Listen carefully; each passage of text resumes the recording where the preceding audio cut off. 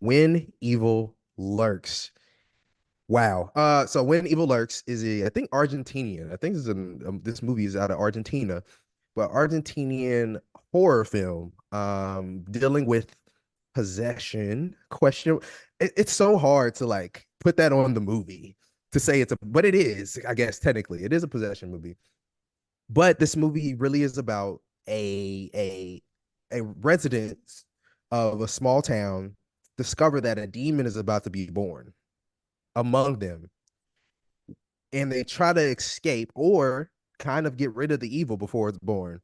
In what happens if they might be too late. And it really is this film really is about a man who is not always the brightest, but he definitely cares about his family.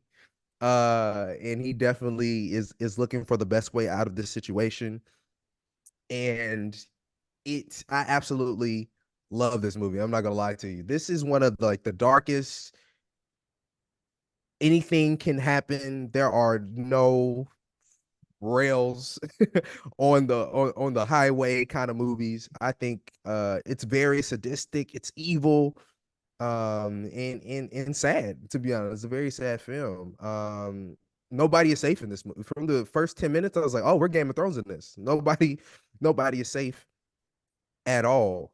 It's a very mean movie. Like I'm telling you, meet a character, it's just whew, you got to pray for them that they're going to make it in this film. And really the journey I think in this movie for again this family and this man to try to save his family from this evil is really about this man and the choices that he makes and what it looks like when those choices eventually he might have to pay some repercussions for his choices, and it gets way more serious now than it ever has in his life. And it was funny about the protagonist is like you're not really necessarily you're rooting for him, but you also get mad at him the entire movie. Like, no, why would you do that? No, why would you do that? No, why would you do that? It can be very frustrating movie to watch. Again, especially with the sadistic nature of this film. You're like, you could not have made that choice. And so I absolutely, I think this movie is very fun.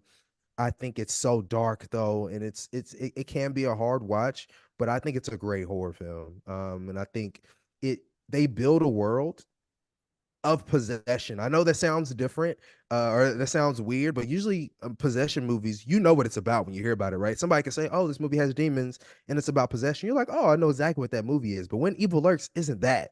It's like a whole separate world that's being built, and they go through different stages of this evil that's about to be resurrected, and to see what that looks like is it's just very creepy and it's very crazy to watch, man. So again, I absolutely enjoyed this film. It's definitely probably top three favorite horror films of the year for me. Again, it's something I have to reevaluate, but I think they did something with this. And it's very low budget. A lot of people don't know about it. It's on Shudder exclusive right now. But I think I think when some of those I guess horror 2023 lists start to roll around, I would not be surprised if When Evil Lurks is in a lot of people's lists. Yeah, this is a hardcore horror movie for sure. I would not recommend it if you're not already a fan of horror, if you don't typically engage with horror on a regular basis. This is not something to just dive into because this is one of the meanest horror movies I've seen in a while. It definitely goes there and puts so many characters in peril, in states of peril that are often hard to watch.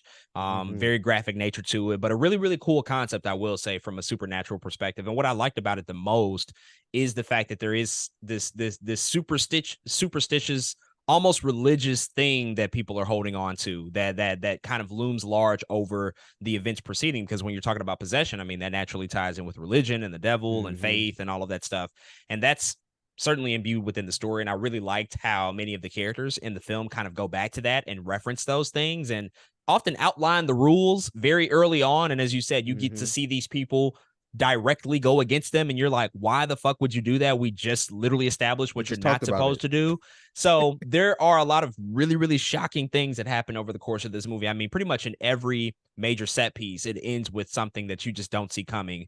And that's the best part about it. The only thing about it, really for me, I think, though, is that I don't know. By the end of it, by the third act, I felt like things kind of fell off pretty hard for me. Like I was Mm-hmm. not the first two acts I was totally in for, but then by the third act, something just like completely switched where I completely lost interest. I became disengaged. I don't know what was happening, just wasn't registering with me as much as I would have liked. But beyond that, though, I still think that this is definitely a great horror film for sure. But I would not tell somebody to go watch this again if you're not equipped and accustomed to watching horror. It's Facts. something that's it's tough. It's really tough to engage with if you're not frequently watching that sort of material. But definitely a standout horror movie of the year for sure.